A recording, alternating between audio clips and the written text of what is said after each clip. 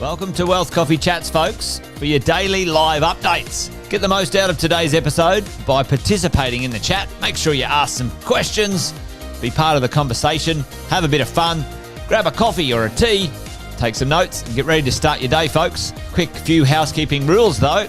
No spamming, no advertising or self-promotion in the chat. That's not on. Be kind and respectful to everyone when participating. And most of all, have a good time. Real estate investing can be your biggest asset. It also can be your most expensive asset when it comes to getting it right or getting it wrong, folks. It can be time-consuming, stressful, and that's why here at Positive, we have what's called a 6-star team, a full-service team that provides integrated wealth and property investing solutions and services simply designed to help you progress towards your goal of passive income through your property portfolio, folks. Make sure you check out our other podcasts on the Positive Mentor Network. Not only is there Wealth Coffee Chats, there's the Urban Property Investor. Drops every Wednesday with straight talking investing strategies and lessons with Sam Saggers. Property Investor Tales. This is where our clients, you guys, share real life stories from property investing, hosted by some of our advisors and strategists. And that's done every fortnight, dropping every Monday. Wealth, Wine and Wisdom, folks, that debriefs the week that was in the world of finance and property, hosted by yours truly, Jason Witten and Andy Fenton on Fridays. Hey, good morning, folks.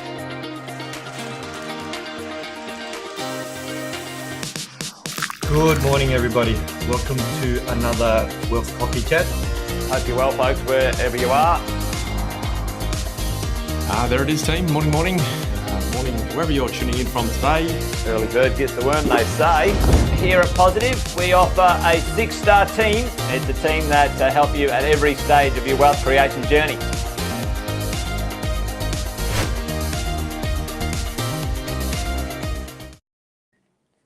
Hello, good morning and happy Monday, everybody. And I can see actually Kevin's already on from Lakeland, Florida, and that got me thinking, Kevin, you know, I actually had a property in Lakeland, Florida, and also one in Pensacola, Florida. That is a different story for another day, and I'm not talking American property today, but just wanted to acknowledge I know exactly where you are, Kevin. It's good to see you all the way from the US. And Carolyn, great to see you down there from Tassie as well. G'day, Courtney from the Goldie. Brilliant. Great to see everybody. And I just want to acknowledge that I have another fantastic team member helping me today, and that's Emily Miller, another one of our amazing advisors here at Positive Real Estate. And she's just so multi-talented. So really appreciate Emily giving me a hand this morning. Now, we often talk about the 1% Club, and the 1% Club is 3 investment properties. And the reason we talk about that is only 1% of Australians get to 3 investment properties. And I feel it's a really, really good goal for people to start working towards. So what I thought I'd do today is a quick case study on somebody that got to those 3 properties in about 7.5 years. So I'll show you this in a moment. But it just helps you to understand that getting to the 1% Club, for example, after you've got your own home, is a very achievable thing to do, but it doesn't happen instantly. We know property ownership and building wealth through property takes a while to achieve it, and you start out in acquisition mode. Now, in acquisition mode, you're going to spend a lot of time in high debt. And I'll show you some of those ratios in a moment, because a lot of people get into their properties with equity from another property, which means one property you could get equity from your home, and the equity will pay for deposit and costs on your investment property. And then you will be using a loan with another bank to buy that property. So like 104% loan to value ratio when you get started. Good morning, Jeff. Great to see you. And I'm really proud of what you're achieving there. And you were 4 years. I know you're a bit of a winner there. And boy, did you choose some incredible properties.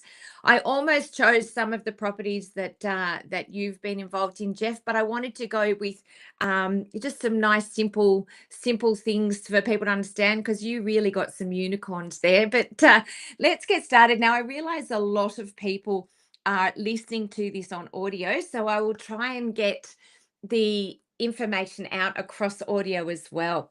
This lovely couple had their own home in Sydney. And it was a modest home in Sydney, and they paid down quite a lot on that and had some nice equity in that property. So all of the 3 properties that I'm going to show you that they purchased with either equity from their home or equity from one of their investment properties. So they were 100% or 104% debt with each of these when they got started. So the first one is a 2-bed, 2-bath, 2-car apartment that they bought in Canberra. Now, this was off the plan in 2017, way before we'd heard of COVID, right? And they were just on their journey. It wasn't about the news. They weren't listening to the news. They were just on their journey to get into that 1% club. So the off the plan price for this 2-bed, 2-bath, 2-car was $420,000. And now we'd love to be doing similar at $420, I know. This property actually settled in 2019, and they started getting a rent of $480 per week straight away.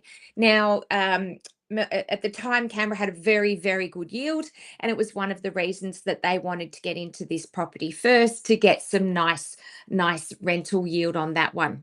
Let's fast forward all the way to today, and they're now getting a whopping $790 a week for this property. And the price for this property was the value now is $865,000. So that means they've made some really nice uplift in this property. The next place that they also used equity from their home. And this one was a house and land in Pallara. So it happened to be 4-bedroom, 2-bath, 2-car garage. And the contract, they did the contract in 2020, and remember, all during COVID, so they didn't listen to the news, they just got on with it. They had 4 months till land rego, so they couldn't start the build until 4 months after they'd signed the contract. And it was a 9-month build. For a while there, after COVID, the builds did push out quite a lot, but this one got through in 9 months, which was lovely. And then that was completed in 2021. Their purchase price when they signed the contract was $609,000. The valuation today is 1.07. So from 2020 to 2025, they've gone from a value of 609 to a valuation now of 1.07.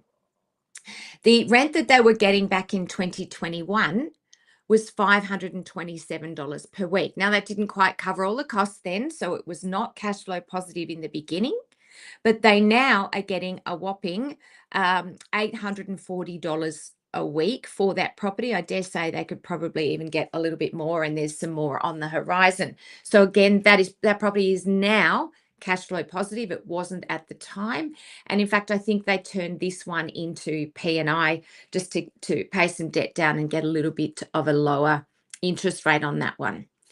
Okay, let me go to the next slide. The next slide. This is interesting. They actually were going to move.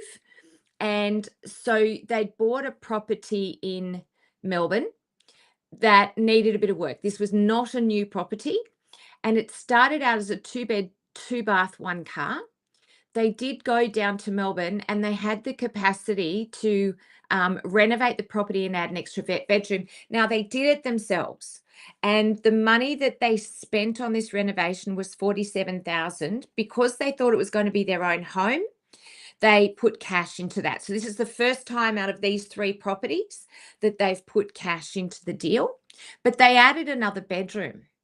And that $47,000 was their cost for materials. They did the labor work themselves, but they turned it into a 3-bed, 2-bath, 1-car property.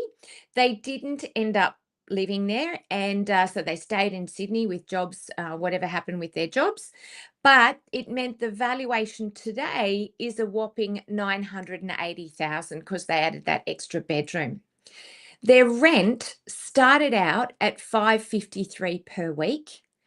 Now that they've got the extra bedroom and we're in 2025, it's $805 per week. So let's summarize what this looks like for this couple. It was, wow, it's a really small slide there I'm looking at it from. So it was a 7.5-year timeline, and everything was bought with equity from either their home or one of their investment properties, except that $47,000 that added another bedroom. I'm going to have to pull up another version of this slide because it's too small for me. I can't see it. I've done all the work and can't see it. Am I going to be able to pull up another one? Here we go. I'll pull it up over here. Sorry.